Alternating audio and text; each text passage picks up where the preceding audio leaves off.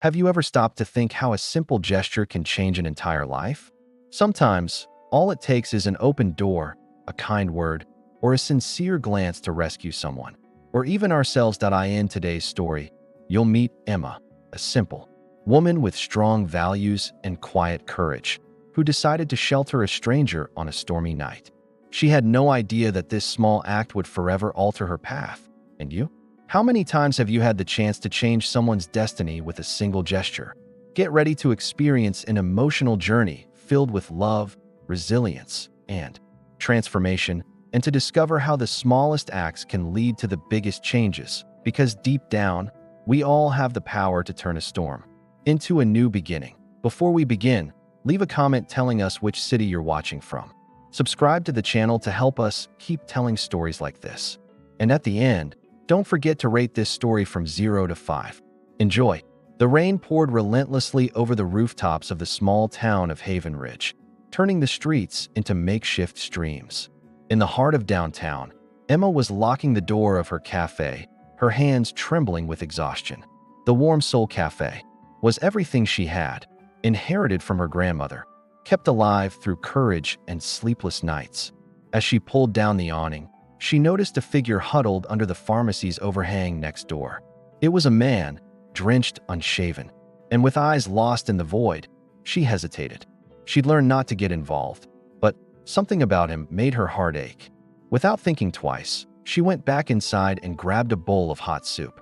When she approached, he didn't even look up. "Hey," she said, voice steady and kind. "Are you okay?" He blinked, startled, as if he didn't expect to be seen. "I brought soup," she said, kneeling under the awning, ignoring the rain soaking her shoulder. His silence was louder than the storm. But Emma stayed there, silent too, honoring his pace. Minutes passed before he finally took the bowl with trembling hands and whispered, "Thank you." Emma didn't know who he was, but something in his guarded posture, the way he held the spoon so gently, told her there was a story buried deep. "If you'd like, you can come into the cafe. It's still warm inside." He hesitated, as if it were a trap, but the wind blew colder, and he stood up slowly. He wasn't old, maybe 35 or 40. His brown eyes were sunken under heavy circles. "My name is Emma," she said, opening the door.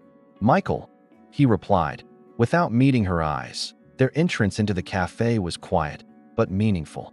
Emma turned on the soft lights, fed the heater more wood, and served tea. Michael sat like someone who didn't belong anywhere. "You can use the restroom if you want," she offered gently. He nodded and disappeared for a few minutes. Emma used the moment to clear her mind. She'd acted on impulse. But something deep down told her this night was different. When Michael returned, his hair was a bit drier, but his eyes still carried weight. "Sorry for bothering you," he said. "I'll leave now." "You don't have to," Emma replied. "You can. Stay until the rain stops." He stared at the floor, choosing his words carefully. "No one does this." She smiled with the tenderness of someone who had once been on the other side. "I know what it's like to need a place for just one night." Their conversation didn't last long. Michael was too exhausted to talk, and Emma respected the silence. She simply sat across from him and opened a book. On the table, 2 steaming teas and a slice of cake. Outside, the storm seemed less threatening compared to the calm inside. That night, 2 lonely souls found each other. No promises, no plans, only presence, and that was enough. Michael fell asleep on the corner sofa, his head tilted, breath heavy. Emma gently covered him with a blanket and turned off the lights. Before leaving, she paused at the door and looked at him one last time. Something about him didn't match the ragged clothes. His face looked familiar, though she couldn't place from where. Maybe it was just her imagination. She left her bedroom door slightly ajar, just in case. The next morning, sunlight streamed through the cafe windows, warming the wooden floor. Emma woke before her alarm and walked into the front room. Michael was no longer on the sofa. For a moment, she thought she had dreamed it all. But on the table lay a note. "Thank you for reminding me people still exist." And next to it, a $20 bill. Emma smiled, her heart tight in her chest. The day began like any other, with the scent of coffee wafting through the street. Customers came in one by one, bringing drops of stories and orders. But Emma couldn't stop thinking about Michael. His eyes held something she knew well: loss. She didn't know his past, but she was certain he was running from something. And she was too. Maybe that's why she opened the door without fear. Weeks passed, and Emma settled back into her routine. The town was small, and there was no sign of Michael. But sometimes, when she locked the cafe at night, she looked toward the street hoping to see him again. That a part of her whispered this wasn't the end of their story. He wasn't just another homeless man. She knew that. But she also knew that when people disappear, it's either out of fear or shame. And Emma knew both feelings. By the end of February, news swept through town. The state's biggest tech company had purchased an old warehouse in Haven Ridge. They said they'd open an innovation branch. It was a shock for a town where the bakery having Wi-Fi was cutting edge. Emma heard it from customers and didn't think much until she caught the name behind the investment, Michael. Only now, Michael Carter. The name echoed like a forgotten memory, tangled with the rainy night. Emma walked to the old computer by the front desk and searched. There he was, the same gaze, now captured in event photos and business conferences. The same tired face, but now in expensive suits and keynote speeches. Michael Carter wasn't homeless. He was the CEO of Bright Core Industries. And he was back. Emma felt the ground slip beneath her feet. Everything that had happened that night now carried a different meaning. He wasn't lost. He was broken. And for some reason, he'd chosen her sidewalk to stop on. The question echoing in her mind was, why? And why hadn't he told her? Maybe he just wanted to be treated like a human being, no labels. 2 days later, the cafe was buzzing as usual. Emma was wiping tables when the bell above the door rang.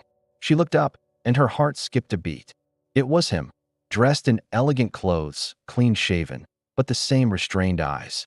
Michael Carter, standing in front of her as if time had rewound. The silence between them was nearly tangible. Emma didn't know whether to say welcome back or why did you lie, but he broke the silence. Had to check with my own eyes if this place still smelled like cinnamon. She crossed her arms, trying to hide the storm inside her. And does it? It does, he said, with a small smile. What are you doing here? She asked, steady. Buying a coffee. She laughed, nervously. Were you always a CEO?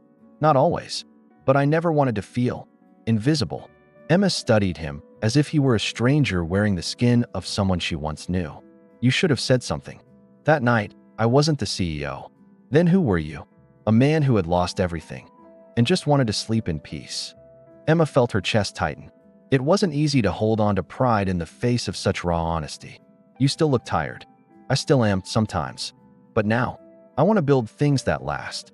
Michael looked around the cafe, his gaze tracing the walls. This place gave me more than food and shelter. What did it give you? Emma asked. Humanity. Silence. Truth. He pulled an envelope from his pocket and held it out to her. I want to hire you. Emma stared at him, stunned. Hire me. To manage the new well-being center we're opening here in town. And why me? Because you listened. Because you saw me. Emma didn't know whether to laugh or cry at the absurdity of it all. But part of her knew this offer was just the beginning of something bigger and more dangerous to feel. The chapter had shifted from sheltering a man on a stormy night to a proposal that could upend her entire life. Emma held the envelope, her heart pounding. Standing before her was the man she helped without knowing, and now he might be the one helping her find herself. Because sometimes it all begins when you simply open the door, even without knowing who's on the other side. Emma held the envelope as if it were a hot stone. Inside was a formal job offer, her name typed in bold. The salary was more than she made in an entire year at the cafe. But it wasn't the money that left her breathless. It was the fact that it came from him, the man she had welcomed in silence, without knowing his past. The man who now seemed to want more than just to say thank you.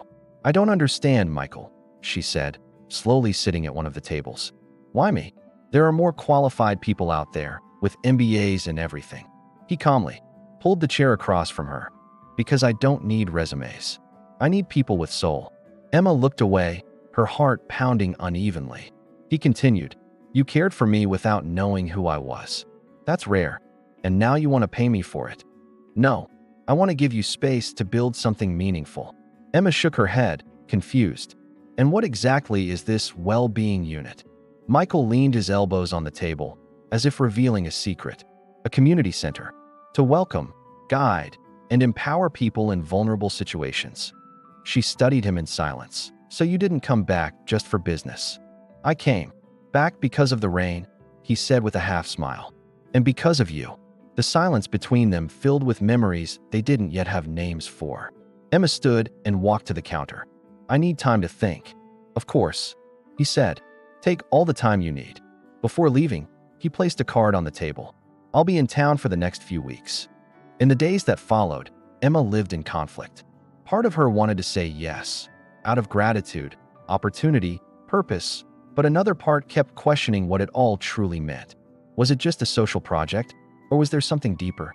She tried to convince herself she was being rational, but the truth was, Michael had left a mark that night.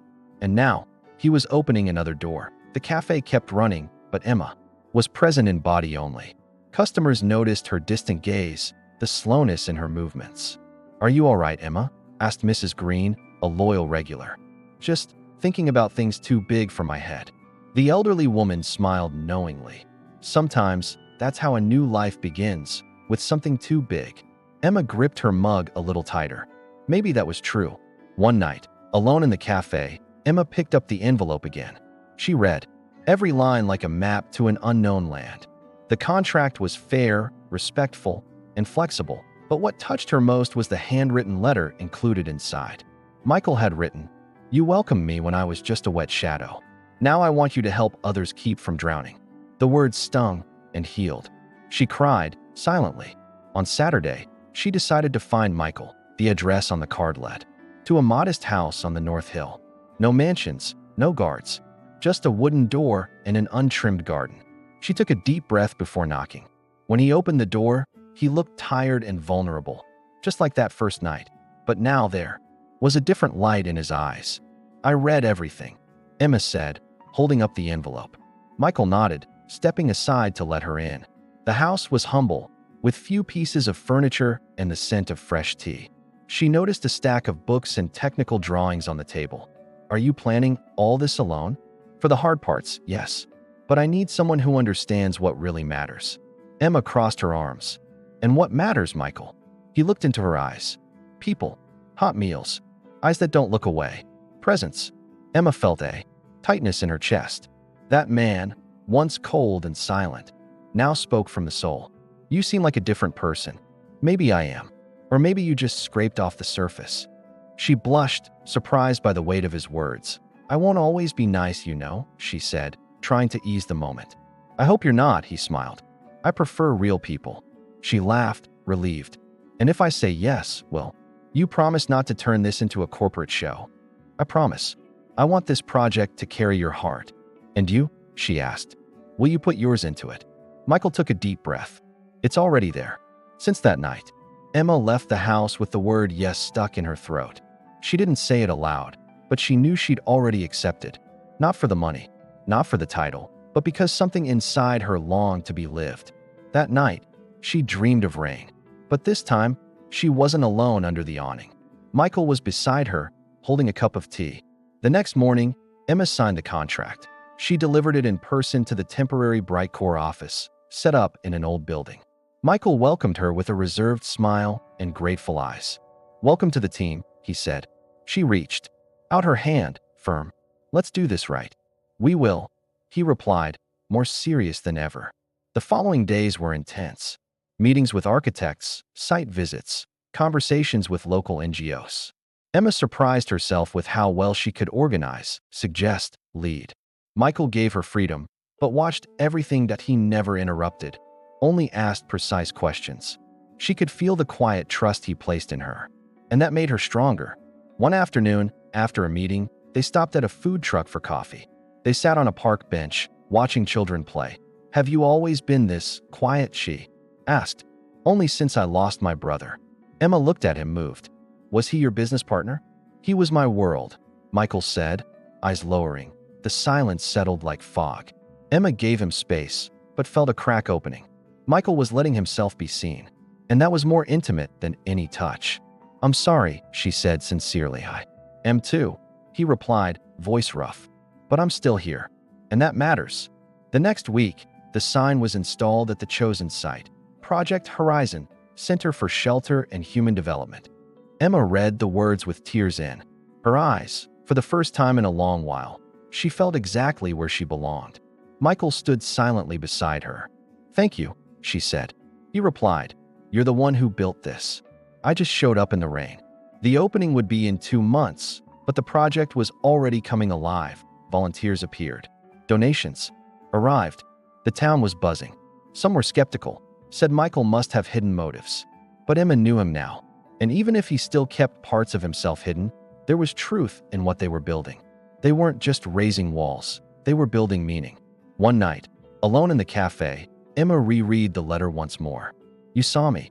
Those 3 words echoed deep inside her. She thought about how often people pass each other by without truly seeing. She thought about how one rainy night had changed 2 paths forever. She thought about Michael, and about all she still didn't know about him. Their paths were already set. It didn't matter anymore whether he was a CEO or a former homeless man. Emma had seen the man, and now she was ready to go beyond the labels, because what started as shelter was becoming home. And she knew, deep down, this was only the beginning. The project moved forward like a living organism. Emma walked the still unfinished halls with a clipboard in hand and her heart full. Seeing walls rise where there had once been only abandonment felt like taking a deep breath after a long dive. Michael showed up every day, discreet but present. Sometimes he just watched, as if still not believing it was all truly happening. Between them, there was an invisible thread, made of understood silences, long glances, and unspoken connection. But there were also unasked questions, and secrets, still buried. On a cloudy afternoon, a woman showed up at the construction site. Stiletto heels, light blazer, elegant posture. Emma noticed her instantly. That kind of presence never went unnoticed in Haven Ridge. The woman greeted her with a tight smile. "Hi, I'm looking for Michael Carter." Emma wiped her hands on her jeans and pointed. "He's in the back room. Can I tell him something?"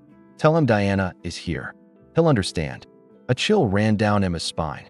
The woman seemed to know exactly where she was stepping. She walked in without waiting for a response, like someone with a pass to the past. Emma stood frozen for a few seconds before going back to work. But she couldn't focus anymore. There was something in the woman's tone that unsettled her more than it should have. Time passed slowly until Michael reappeared. He looked pale, distant, as if something inside him had collapsed. Emma found him near the exit, fumbling with his phone, hands trembling. "Are you okay?" she asked, trying to sound casual. He hesitated. "Yeah, just someone from the past." "Diana, right?" she asked, straight to the point. He stared at her, surprised by her bluntness. "You heard just her name, but the look on your face said more." Michael exhaled, visibly uncomfortable. "She was my fiancée, before everything fell apart." Emma's stomach turned, but she kept her composure. "And now she wants to come back," he said, not meeting her eyes. The world froze for a few seconds. Emma held the clipboard tightly, as if it kept her grounded. "And do you want that?" Michael hesitated too long. "I don't know." She nodded with a forced smile. "I see." Emma finished the day in silence. She went home early, turning down the volunteers' dinner invite. She lay on her bed still in her work clothes, staring at the ceiling as if it held answers. Michael didn't know her anything, but what bothered her wasn't jealousy, it was fear. Fear of building something on unstable ground. Fear of being just a bridge between what he'd lost and what he might still want back. The next few days felt colder, despite the sun. Michael kept showing up, but less present, more distant. Conversations became mechanical. Eye contact faded. Emma threw herself into the work with more intensity than ever. But inside, doubt gnawed at everything. Had she misread it all? Was this just gratitude to him? Until the bomb exploded. On Friday morning, Emma arrived at the cafe and found an anonymous letter at the door. It read, "Do you really know who you're dealing with? Look up the Carters and their last bankruptcy." Frightened, she ran to the old computer and typed the names. And there it was. An old report, buried by the media but still alive in the archives. Fraud, embezzlement, the fall of Brightcore, and Michael's name all over it. Emma felt the world spin. The man she had let in was also tied to a scandal. She read and reread, searching for subtext, for excuses. But his silence now stung. Why hadn't he told her? She felt betrayed, not by the bankruptcy, but by the omission. She grabbed her phone and called. He answered on the second ring. "We need to talk," she said. Michael arrived at the cafe 20 minutes later. No blazer, no expression, just stripped of armor. Emma didn't waste time. "Why didn't you tell me?" He didn't pretend to be surprised. "I was going to. I was waiting for the right moment." "There is no right moment for that kind of truth," she said sharply. Michael lowered his head. "I didn't run from the rain that night just because of grief. I ran because the whole world saw me as a criminal." "And are you?" she asked, voice firm. "No, but I'm not innocent either." The silence between them was a minefield, and every word, a ticking bomb. "I trusted you, Michael. I believed you were trying to start over." "I am, but starting over sometimes means facing shame." Emma crossed her arms. "You don't owe me perfection, but you owe me the truth." Michael nodded. "You're right. Then tell me everything. Now." And he did.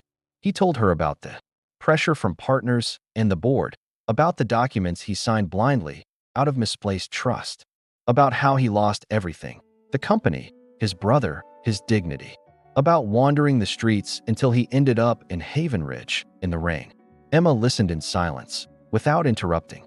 Every word was a puzzle piece falling into place. When he finished, his eyes were wet. "I'm not the man in that headline, but I'm also not the hero you deserve." Emma stepped closer. "I don't want a hero. I want someone who won't run from their own story." He looked at her as if he didn't deserve to hear that. "So, you still?" "I still believe. But that doesn't mean it hurt any less."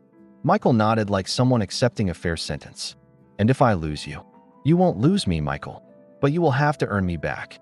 She walked out with wet eyes and her head held high. Michael stayed behind, motionless. And maybe, for the first time, he understood what it meant to be seen and challenged. The silence between them wasn't a break. It was a waiting room. The following week, Emma stayed on the project, but she kept her distance. She was cordial, professional, competent, and cold. Michael respected that. He didn't push. He just worked as if every action was an apology. The meetings were tense, but the project didn't stop. Because despite the pain, both still believed in the mission. One afternoon, Emma arrived at the community center and found flowers on her desk. A handwritten note. "Truth can break, but it can also rebuild. I'm willing." She read the message 3 times in silence. She didn't respond, but she didn't throw it away either. And for Michael, that already meant something. By the end of the month, a public event gathered the entire community to present the center's plans. Emma and Michael took the stage together, side by side, but with distant hearts. She spoke first, with strength and empathy. Michael followed and got straight to the point. "This town gave me shelter when the world cast me out." He looked at Emma, then at the audience. "And it was here I learned that truth can hurt, but it can also heal." The auditorium burst into applause. Emma was moved, but didn't let him see it. There was still a gap between them. But now, there was also a bridge. And it wasn't made of pretty words, but of difficult choices. Their story was still under construction, but the foundation was made of truth. The opening of the center was near, bringing with it a confusing mix of pride and longing.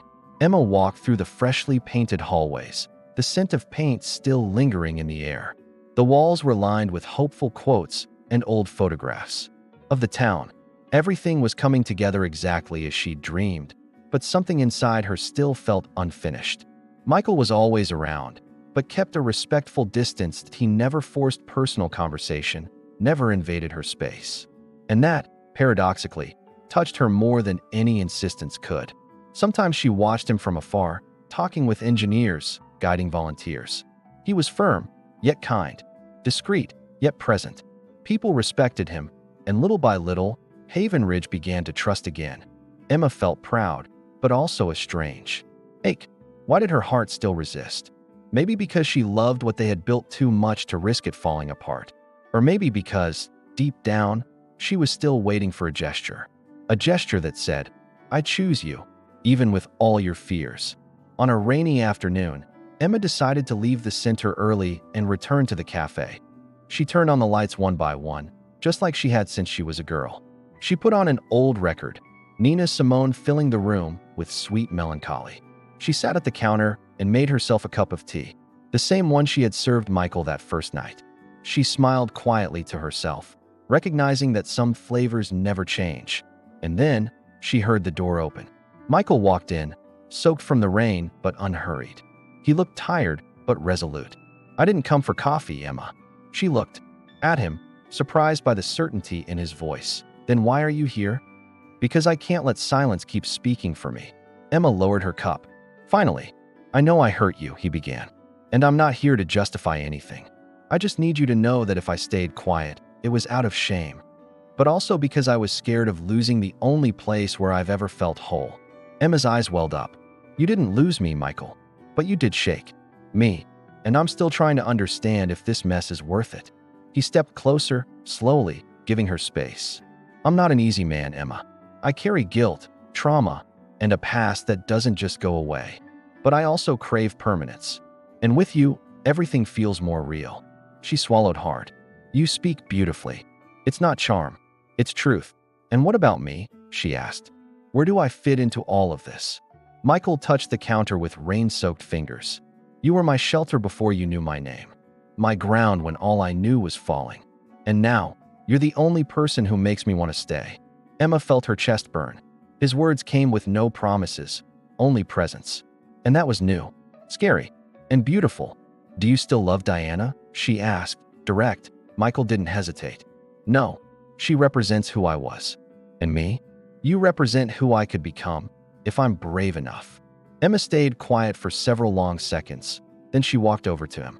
They stood face to face, like they had on that first night in the rain. But now, there was no fear. Emma reached out her hand. Michael took it gently. "I don't know what we'll become," she said. "Me neither, but I want to find out." And in that moment, silence returned. But now, it whispered, "I love you." The days that followed were soft.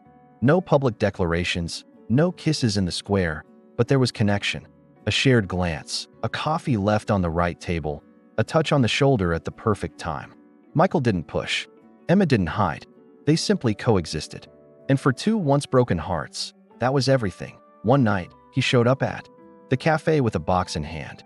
"I brought something," he said, placing it on the counter. Emma opened it.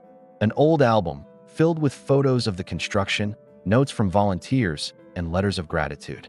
At the end, one blank page with a handwritten phrase. "Shall we keep writing this together?" Emma smiled, moved. One page at a time. The community had begun to notice something between them, but no one said a word. Maybe out of respect, maybe out of quiet admiration. What they saw was a present CEO and a woman turning the impossible into the everyday. Together, they made the place more than bricks and concrete. It was a space where lives restarted, and that inspired more than words ever could. Emma planned the opening with care. She poured her heart into every detail. She knew that day would mark the end of a cycle and the start of something far bigger. Michael watched it all with a serene smile. "You were born for this," he said once. "For planning parties," she joked. "For guiding those who no longer know which way to go." A week before the inauguration, Emma received a letter. It was from City Hall. They were inviting her to be honored at the official opening. She thought it was too much, but Michael insisted. "You deserve it. I don't like the spotlight." "Then let me stand beside you," he said. "And together, we'll share the light." The day arrived. Blue skies, a soft breeze, and hundreds gathered. Emma wore a simple dress, but her smile showed she knew her worth. Michael walked beside her, discreet as always. But when he stepped on stage, his eyes searched for one thing: her. The ceremony began with speeches, performances, and live music. And finally, the tribute. Emma was called up, and the entire town rose to applaud. Emotional, she took a deep breath before speaking. "I'm not better than anyone here, but I believe that when we open a door on a rainy night, it's not just the other who changes. We change too." Michael lowered his head, visibly moved. Emma went on.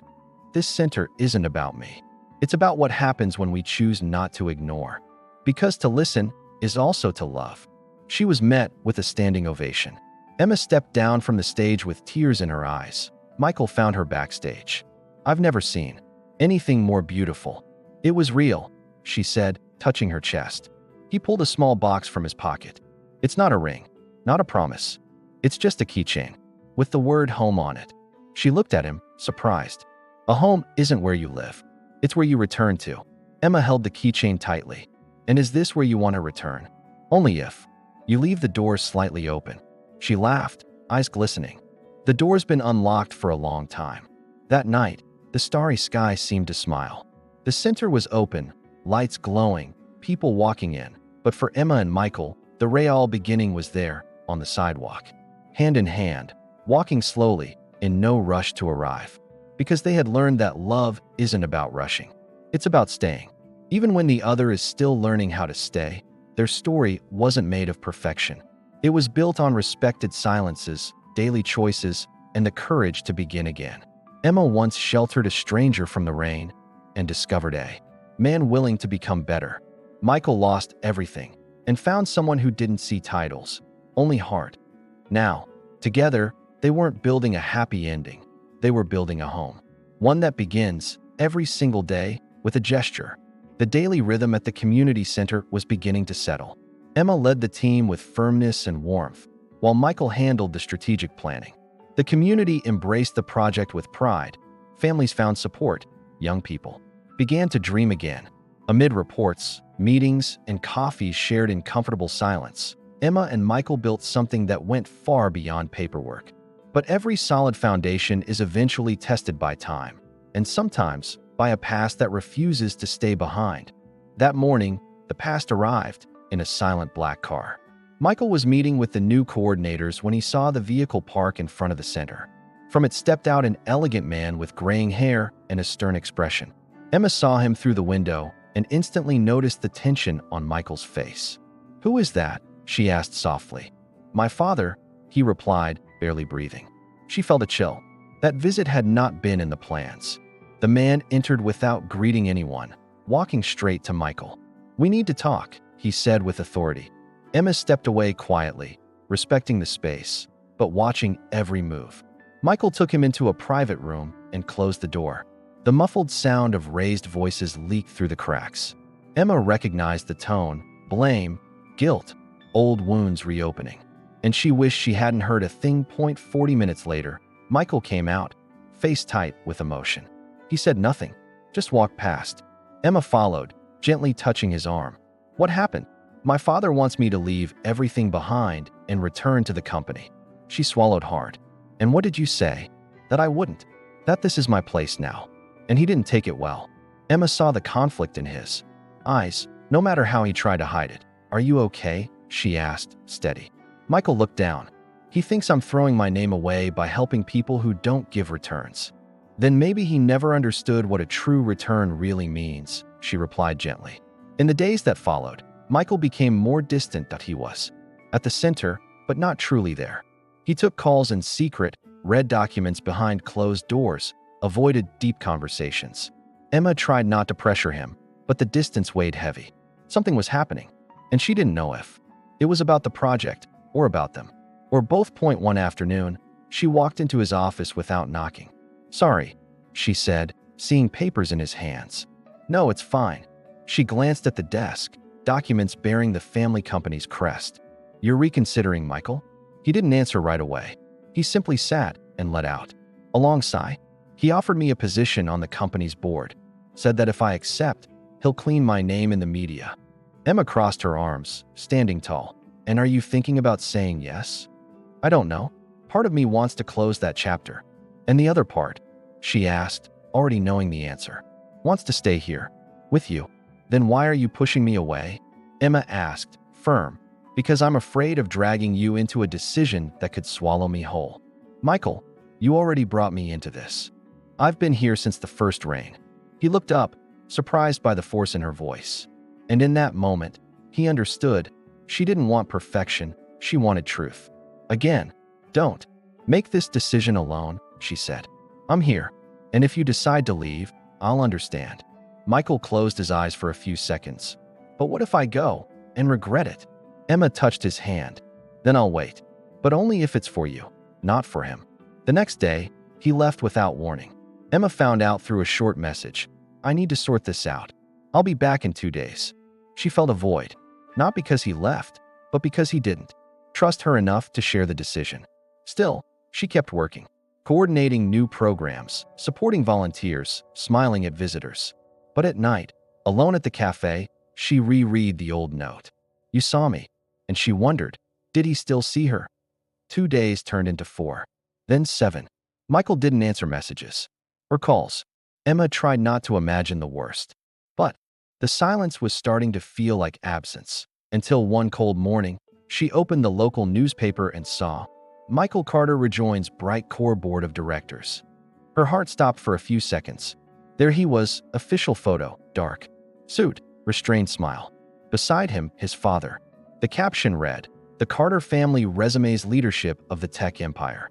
Emma let the paper fall to the counter. Customers began to arrive. But she couldn't fake normal. She walked to the back room and cried. For a week, she heard nothing from him. No letter. No word. The volunteers asked too, did Michael give up? She didn't know how to answer. She was tired of explaining other people's silence. So she buried herself in work and learned how to stand tall, even with a heart on its knees. Until he came back. On an ordinary night, just as the cafe was about to close, Emma was cleaning the last tables when she heard the doorbell. When she saw him, she froze. Michael looked different. Thinner. Hollow-eyed. But there was something in his expression she didn't recognize. Rupture. I was weak, he said without preamble. I thought I needed to end that story with a full stop. But I realized I was writing it in my father's ink. Emma crossed her arms, silent. He continued, I accepted out of fear. And I lost. Not the company, but myself. Then why did you come back? She asked, with no softness. Because I still know where home is. But I don't know if the door is still open. Emma felt a lump in her throat. The door's in the same place, Michael. But now, you decide if you walk through it. And this time, without anyone else's baggage. He stepped forward carefully, pulled a letter from his pocket. I resigned. Handed it in this morning. Emma widened her eyes. And your name, still stained for them. But for the first time, clean to me. She held the letter, unsure whether to cry or smile. I didn't come back to ask for anything, he said. I just wanted you to know I made a choice. Not out of impulse, but with clarity. Emma looked at him with tenderness. And now I want to help. From here. If you'll let me. She nodded, eyes brimming. Michael smiled. Can I start by wiping down the tables? Only if you wear an apron, she said, laughing. And there, in the quiet glow of the Warm Soul Cafe, 2 hearts began again, for the 3rd time. Because sometimes, love isn't a straight road. It's a coming and going, until one day, both choose to stay. Michael's return was quiet. No announcements, no speeches. He came back just like he had that first night. Humble, with tired eyes. This time, without expensive suits or status. Only presence and willingness to listen. Emma welcomed him, calmly, but without falling for illusions. She knew real love isn't rebuilt in a single gesture that it takes staying. Patience, and 100 small choices every day. And that's what he began to offer. Michael started helping at the center with no title. He woke up early, carried boxes, built shelves, cleaned tables. It wasn't about redemption. It was about learning to serve. People began to respect him for who he was there, not for the Carter name. Emma watched from a distance, part surprised, part grateful. She didn't say much, but her eyes were no longer closed. And he noticed. One day, during a youth workshop, a teenager asked, Are you really the CEO from TV? Michael smiled. I used to be. Now I just try to make a difference here. The boy pressed. But why'd you leave all that? Michael answered firmly. Because I found out that fame without truth doesn't feed anyone. That answer echoed through the center. People who once avoided him now approached with respect. Michael didn't try to erase the past, but he didn't let it dictate his present either. Emma saw this, and slowly, her inner walls began to soften. Not because of his words, but because he was there. Every day, even on the silent ones. One evening, the two were closing the center alone. Emma organized papers in the back office while Michael swept the hallway. Can I ask you something? He said, leaning in the doorway. You can. Are you still afraid of me?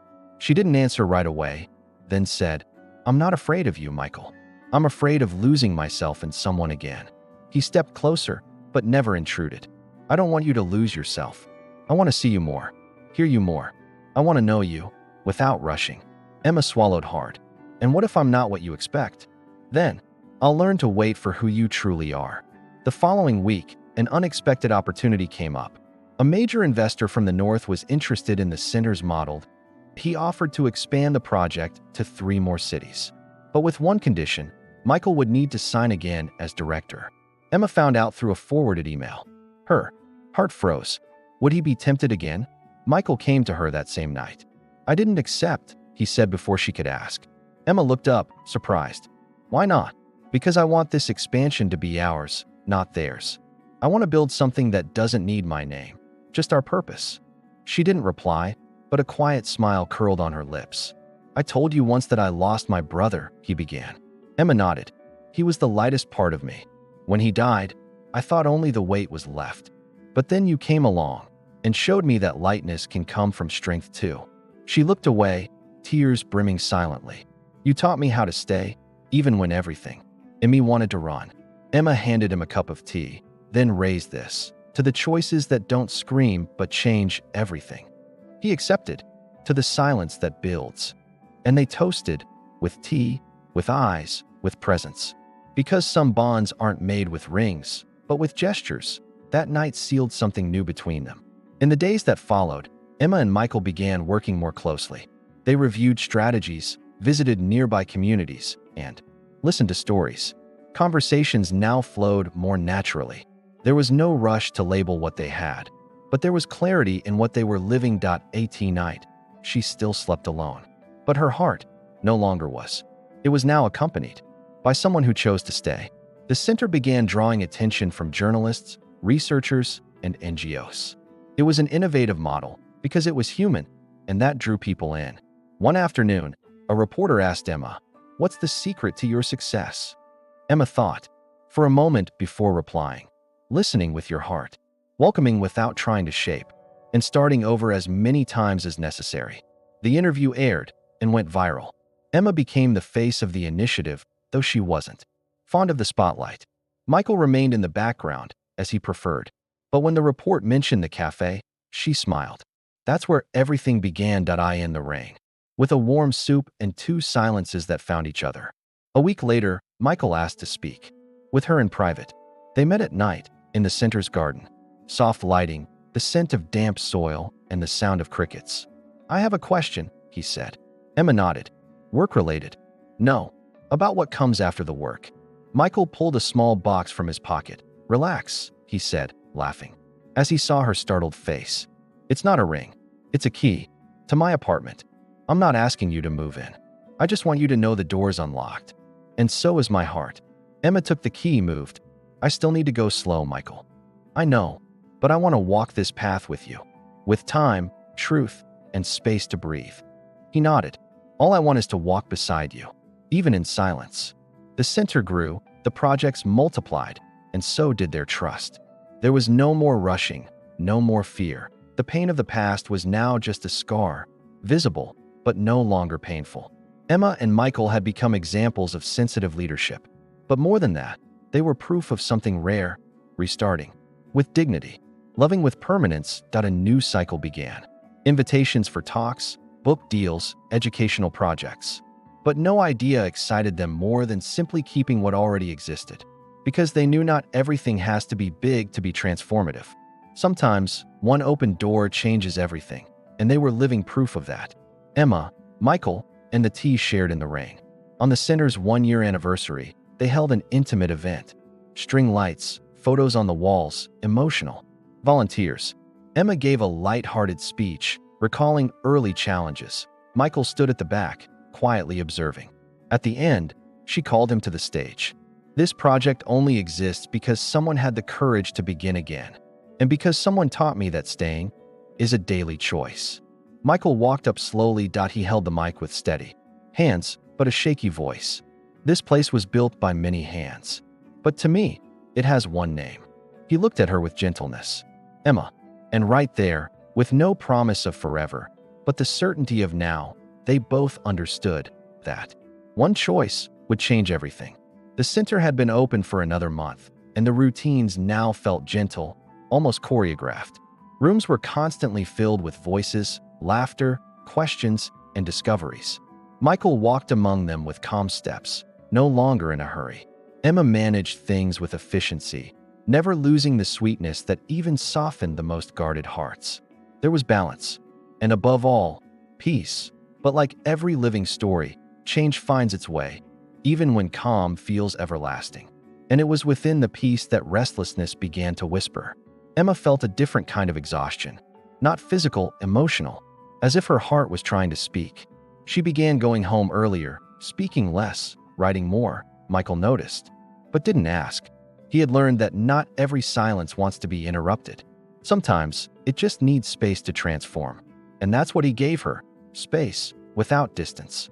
She started writing letters she never gave, entire pages in her blue-covered notebook. Phrases like, "Is what we're living real?" and "How long must love prove itself before it can be fully lived?" It was fear. It was love. It was a soul trying not to lose itself. Michael, on the other hand, leaned into simplicity. He made coffee for volunteers, cleaned toys in the children's room, fixed leaky faucets he had left behind his suits, and gained the lightness of steady presence. One night, Emma forgot her notebook at the center. Michael found it on a table in the multipurpose room. He recognized it immediately, but didn't open it. He simply held it for a few seconds, as if feeling her soul between the pages, then placed it on the cafe counter with a garden flower beside it. Emma found it the next morning and understood.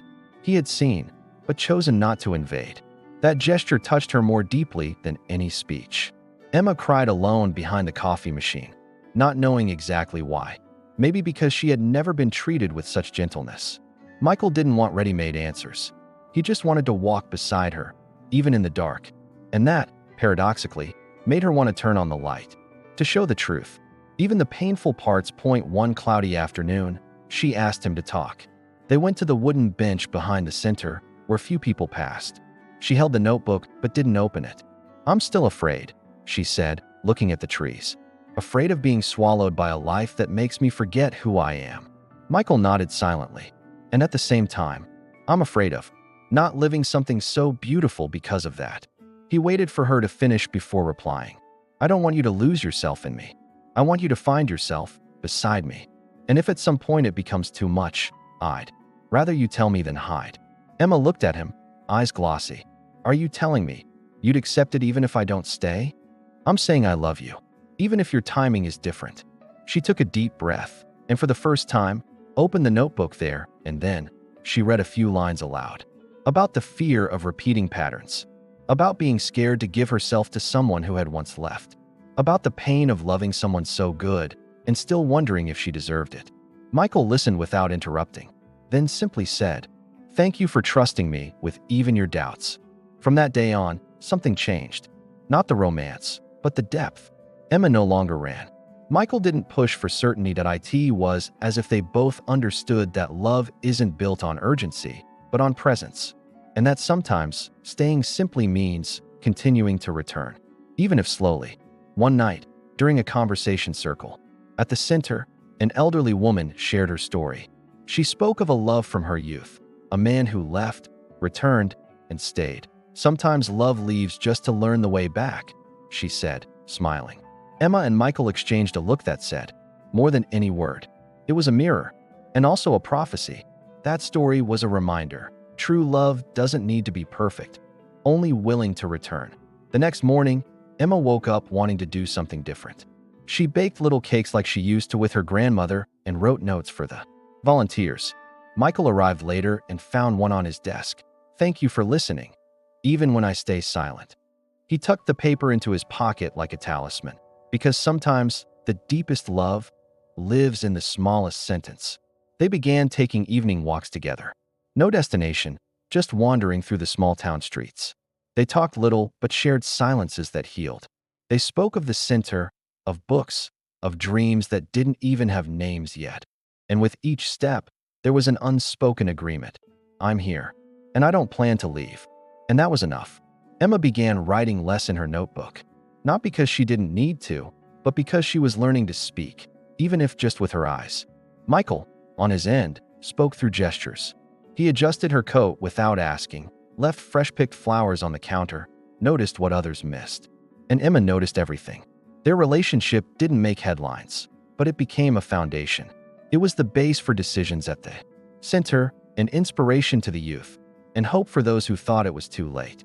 Because it proved that starting over is possible, even after disappointments, fears, failures, and rainy nights. You can trust again. If there is respect, listening, and a love that doesn't scream, but stays.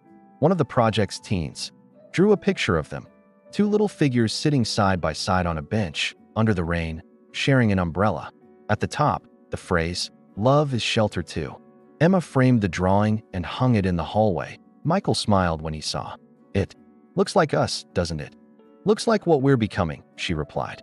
One afternoon, Emma saw Michael gazing at the old photo mural. He was touching a picture of his late brother. She approached and gently hugged him from behind. Without saying a word, he turned, resting his forehead on hers. "I still miss him every single day." "I know, but now I have someone to share the missing with." The center was preparing a new project, a professional training program. Emma and Michael designed it together. They held late-night meetings, studied other cities' models, and listened to specialists. But most importantly, they listened to the young people, and they created something tailored to their dreams, because they knew giving tools is just as vital as giving affection, and the two of them knew how to offer both. At the launch event, Emma gave a brief speech. "You're not here to be saved," she said. "You're here because you have value, and we want you to remember that every single day." Michael stood and applauded. That night, he took her to the café. He lit candles on the porch, served tea, and said, "Tonight, I just want to listen to you." Emma said nothing, but her eyes said everything. Michael took her hand across the table, and in a barely audible whisper, said, "Loving you is how I listen to the world more gently." She smiled, moved, and replied with a kiss, soft, tender, and final. There were no fireworks, no promises in front of a crowd. But there, on that simple porch under soft lights, a cycle came full circle. The man who once arrived soaked and lost was now presence, strength, and care. The woman who once offered shelter was now love, root, and permanence. And the silence between them said it all. The center celebrated its second anniversary with impressive numbers. Over 500 people supported, dozens of families embraced, and projects replicated in other cities. But for Emma, the most beautiful part wasn't the reach. It was the invisible, what no report could capture, the hands that held each other, the eyes that learned to shine again, the stories that started over. She looked at it all and saw more than bricks. She saw an echo of the very first door she opened on a rainy night. Michael remained steady, but different. He smiled more lightly now, joined in the conversation circles, even took part in cooking workshops. He had become part of the town, not just the CEO people whispered about from afar. With him, Emma had learned how to share responsibilities, silences, afternoons filled with tea. But above all, she had learned how to receive love, time, respect. One morning, Michael arrived earlier than usual that he found Emma preparing posters for the upcoming community fair. "I need to show you something," he said, mysterious. She wiped her hands and followed him into the meeting room. At the center of the table, an envelope. She opened it slowly, and her eyes filled. It was a proposal from the state university to turn the center into a research and training field. Scholarships for local youth, partnerships with educators, national-level recognition. Emma stayed silent, taking it in. "It's your project, Emma," Michael said. "And now the world is seeing it." She took a deep breath. "No, it's ours. But you're the reason it has a soul." At the end of the day, she gathered everyone in the garden. Volunteers, youth, elders, residents. Everyone came. Emma held the mic with trembling hands. "Today, I just want to say thank you. For every gesture, for every silence respected, for every new beginning." She looked at Michael. "And for learning that to love is to make space for someone else to fully exist." There were hugs, applause, and tears. But the night was just beginning. Michael took her for a drive to the edge of town. There stood a small house with a simple garden and 2 rocking chairs on the porch. "I rented it for a while," he said, "just to have a place to breathe with you." Emma smiled. "Can I leave a book here already?" She stepped inside, slowly, breathing in the scent of new wood and chamomile tea. On the shelf were her books, saved notes, and a framed photo of the two of them. Not pose point, one of those candid moments on an ordinary day, but in it, something rare, truth. And in their eyes, a calm only those who've lost everything can carry. Michael came up behind her and wrapped his arms around her. "I didn't want to give you a ready-made home," he whispered. "I wanted to build one with you." She rested her head on his shoulder. "I always knew you'd come back." "How?" "Because you left in silence, but kept the light on." Michael smiled, and for the first time, cried without fear. In the months that followed, they shared more than space. They shared a routine. He did the dishes. She cooked. He forgot the keys. She laughed. They grocery shopped together, built furniture, adopted a cat. And with each small gesture, they sealed something invisible, stronger than any promise: permanence. One Saturday, Emma organized a picnic in the center's garden. Volunteers brought cakes. Children ran free. The sun was kind. Michael played the guitar, poorly, but made everyone laugh. Emma watched him and wondered how someone once so broken could become so whole. And then she understood. He hadn't rebuilt himself alone. It was beside her, and she too had been transformed beside him. One night, sitting on the porch of their little home, Michael read a note Emma had left on the bed. "You were my question for a long time. Today, you're the answer I choose every day." He looked at her, speechless. Emma smiled. "You don't have to say anything." "But I want to," he said. "I've never been more grateful for a storm." Then he got down on one knee, pulled a small box from his pocket, and this time, there was a ring. Nothing extravagant. Simple, delicate, engraved with the words, "Where it all began." Emma covered her mouth with both hands. "I'm not asking for speed. I'm asking for constancy. Will you let me be your home?" She nodded, eyes filled with tears and heart bursting with joy. "You already are, Michael. You have been for a long time." And in that yes, they sealed not just a commitment, but a story that had survived fear, silence, and rebirth. The wedding was intimate, in the garden of the center. No luxury, only truth. Youth decorated, neighbors brought sweets, and the kids prepared a surprise performance. Emma wore a simple linen dress. Michael, a light shirt and the lightest smile he'd ever had. They exchanged vows beneath a tree planted during the center's first year, and said yes in front of those who truly mattered. Life carried on, as real lives do, with good days, challenging ones, silent nights, and morning tea. But what never wavered was the choice. They chose to love, even when tired. Chose to stay, even when afraid. And that was more powerful than any fairy tale. It was real. And because of that, it was eternal. Emma kept writing letters. But now, she gave them. Letters to volunteers, to youth leaving the program, to Michael on birthdays. And he kept them all in a blue box labeled, "Our Translated Silences." Sometimes he'd reread one on hard days and remember why everything mattered. Because, as Emma often said, memory is where we return so we don't forget who we are. The cafe kept running. New staff, more tables, fresh aromas. But one table in the corner remained, with 2 cups and an old notebook. That's where everything began. And that's where everything still lived, because their love didn't live in the new house. It lived in the choice to open the door, even without knowing who was on the other side. Michael was invited to speak at various institutions. He talked about rebuilding, legacy, and humility. But his favorite speech was this: "I was CEO of a company I lost. Today, I co-founded a home that found me." And in every story he told, Emma was there. Even if her name wasn't mentioned, she was the soul behind it all. One day, a young man asked, "What's the secret to not giving up?" Michael smiled. "Having someone who doesn't give up on you, even when you already have." The boy jotted down the words like gold. Emma, beside him, gently squeezed his hand. And in that simplest gesture were all the answers. Their story didn't become a bestseller, but it became a lighthouse. For anyone who thought starting over was impossible, for anyone who believed love was only about intensity, not persistence. Emma once welcomed a man from the rain. Michael chose to stay, and together, they wrote something time could never erase, a love that shelters. And so, between rain and silence, fear and choice, 2 strangers built what neither money, nor time, nor old wounds could destroy. A love that doesn't promise, but remains, because sometimes the greatest new beginning in life starts with a simple act: opening the door and listening. But if this story touched your heart, leave a word in the comments that represents you today. Courage, faith, new beginnings, or simply Presence, write it.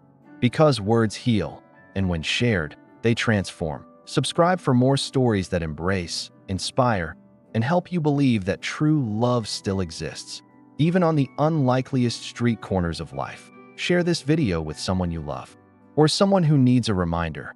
Kindness changes destinies, because every love story begins with someone who simply chose to stay.